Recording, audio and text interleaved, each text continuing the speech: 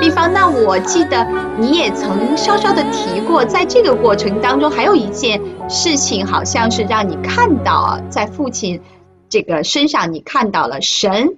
啊，怎么样来做他的工，来让你有机会就是去参加这种见证会，而不会被一些要为父亲看病的事情所拖累，是不是有这样一个小故事啊？师母，你有没有记得有这样的故事？那个时候就像 Q B 他刚讲的，他在那个情况下非常的非常就是经历很多的事情啊，创业刚搬了家，然后爸爸生病，然后妈妈也心力交瘁，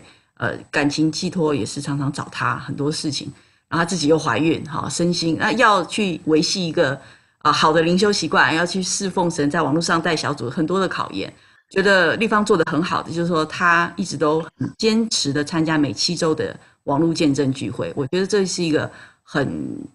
关键的因素哈，她能够一直去维持动力，都没有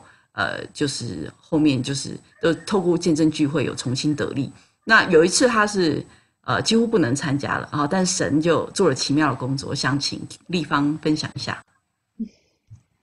我们每6周就会结束一个阶段的，就是1期的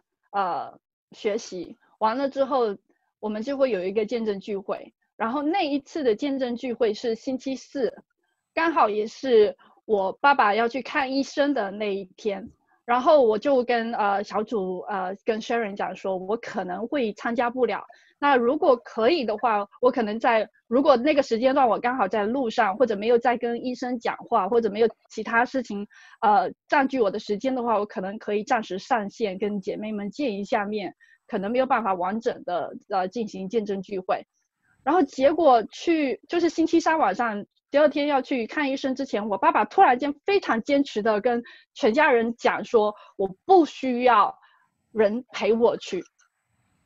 我不需要丽芳，也就是我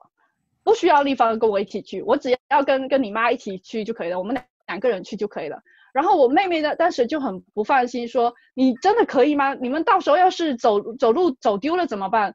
坐公交车还要转站，在哪里下车你们都不知道。然后我妈说，我应该可以啊，不行的话怎么办？走丢了怎么办？没关系，她不用去，我就是要自己去。我不知道为什么那一天他会这么坚持，因为平时只要是要去看医生，不管是大事还是小事，大医生还是小医生，只要去看医生做检查，他都希望我在身边，一刻都不想我不去的。那天晚上竟然告诉所有人不要我去，那样我就刚好可以去参加见证聚会了。我心想，神啊，你怎么这么神奇啊？这样也可以吗？只有那一次，他说不要地方去。那真的是很多事情我们看到啊，其实好像我们经历很多的患难，经历很多的这个我们理解不了的这种情况，但是你仔细的一想，都是神的手在牵引着我们，不管他怎么样安排这个计划，但是这个计划都是美善的，都是最好的，都是对我们最有利的啊！而且呢，在我们的属灵生命里，其实他每一天、每一时、每一刻都在关顾我们，都在看着我们去走，哪怕最小的一步啊！所以丽芳姐妹，你也应该安心了，在爸爸这件事情上，虽然从小到大你都没有和爸爸在一起的时间不长常常的就是说和爸爸有这种叛逆，或者是说彼此双方的伤害的那种记忆在心中，但是靠着神的爱，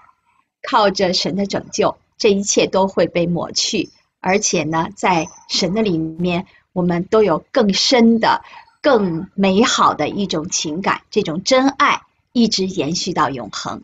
那谢谢丽芳，你带给我们这么美好的关于父亲的故事。好，我知道你还有很多美好的故事，那期待你继续的跟我们分享，好吗？